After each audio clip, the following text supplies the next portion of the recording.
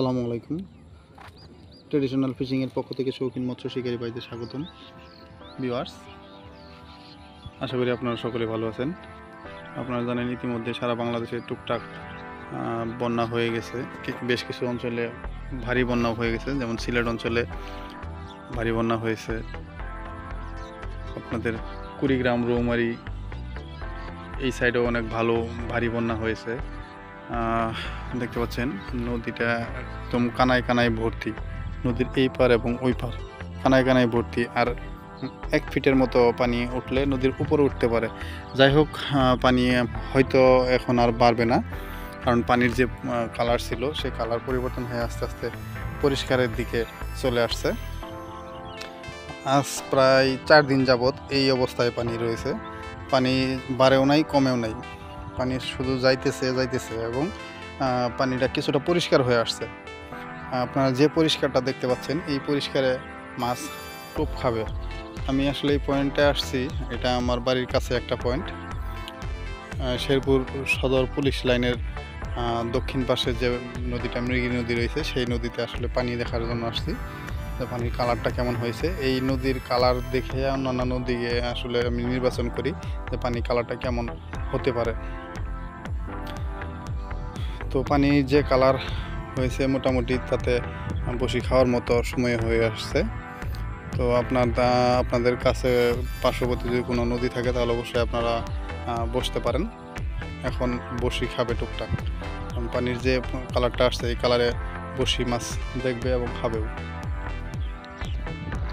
Viewers, আমার চ্যানেলে আমি 2টা ভিডিও দিয়েছি এবং 2-3টা শর্ট ভিডিও দিয়েছি, যেটাতে আপনারা দেখতে পাচ্ছেন আমি একটা বড় সাইজের রুই মাছ পেয়েছি এবং বাউস মাছ পেয়েছি। তো সেই নদীর লোকেশনটা হলো জামালপুর জেলার সরিষাবাড়ি উপজেলাধীন বুড়িরঘাট যে নদীটা রয়েছে সেই পয়েন্টে আমি মাছ ধরছি। বুড়িঘাট পয়েন্টে মাছ ধরেছি। সেই পয়েন্টে ওই সময় পানি একদম পরিষ্কার ছিল, কিন্তু আসলে লোকেশনটা বলা হয়নি, এই জন্য আপনারা গেলে শুধু ঘুরে আসতেন। আমি যেদিন মাছ ধরেছি সেদিনই বিকাল থেকে পানি ঘোলা হওয়া শুরু হয়েছিল, যার জন্য আসলে লোকেশনটা ওইভাবে বলি নাই, যেন আপনারা শুধু কষ্ট করে ঘুরে আসেন, এই জন্য আমি আসলে বলি নাই। যাই হোক, এখন আপনারা খোঁজখবর নিয়ে যাবেন। যদি পরিষ্কার হয় তাহলে অবশ্যই সেই নদীতে প্রচুর মাছ রয়েছে, সেখানে গেলে মাছ আপনারা পাবেন। বুড়িঘাট নদীতে আপনারা বসতে পারেন। এবং পরবর্তীতে শুধু একটা বাউস মাছ পেয়েছিলাম যে পয়েন্টে। বুড়িঘাটের একটা শাখা নদী না, ঠিক একটা খাল, একটা বিল থেকে বেরিয়ে এসে বুড়িঘাট নদীর সাথে সংযুক্ত হয়েছে। সেটা হলো খেয়াঘাটের ওই পয়েন্টে আপনারা বসতে পারেন যদি পানি কমে থাকে। আমি যেদিন গেছিলাম সেদিনকে পানি বৃদ্ধি পেয়েছিল, আপনারা একটা শর্ট ভিডিওতে দেখছেন যে কী পরিমাণ পানি হয়েছিল।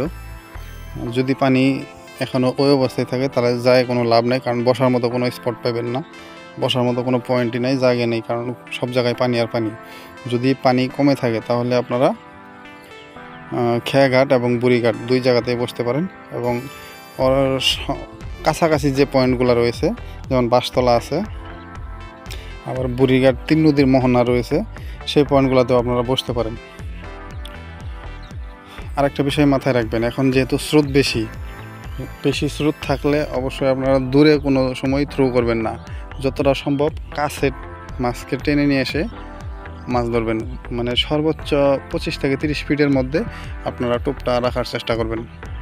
তাহলে হবে কি, মাছটা হিট হলেও মানে স্রোতের জন্য বেশি দূরে যেতে পারবেন না, আপনি মাছটাকে সহজেই কাছে নিয়ে আসতে পারবেন।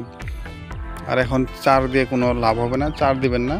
আপনারা টুপের সাথে আপনারা যে ওয়েটটা দিবেন, সীসাটা দিবেন, সেই সীসার সাথে অথবা সুইবেলের সাথে আপনারা মুক্সার ব্যবহার করবেন। স্রোতের সময় কোনো সময় চার ব্যবহার করবেন না, শুধুমাত্র মুক্সার ইউজ করবেন। আশা করি কিছুটা হলেও আমার এই ভিডিও থেকে আপনারা উপকৃত হলে অবশ্যই ভিডিওতে একটি লাইক দিবেন। আর যারা নতুন রয়েছেন তারা অবশ্যই চ্যানেলটি সাবস্ক্রাইব করবেন। আরও নতুন ভিডিও নিয়ে সামনে আসছি। আশা করি আপনাদের ভালোবাসায় আরও অনেক দূরে এগিয়ে যাবো ইনশাল্লাহ। তো আজকে এই পর্যন্তই। সকালে ভালো থাকবেন। আর অবশ্যই কোনো কিছু জানার থাকলে অবশ্যই কমেন্টে জানাবেন।